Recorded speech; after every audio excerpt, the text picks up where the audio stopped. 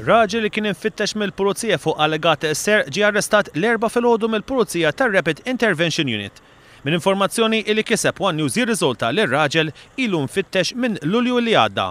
Kelliema l-Pulizija konferma l-informazzjoni li kellu One News iżda ma speċifikax fuq liema allegat ser kien involut.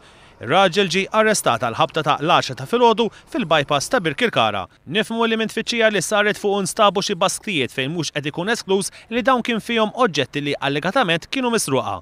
Ir-raġel ittieħed id-depo tal-Pulizija għal aktar stħarriġ. Fis-sigħati li ġejjin se titressa l-qorti mara akkużata li kienet fil-possess ta' droga kannabis.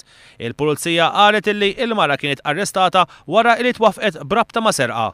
Il-każ seħħ fit-triq Fortunato Mizzi fir-Raba' Tawdex.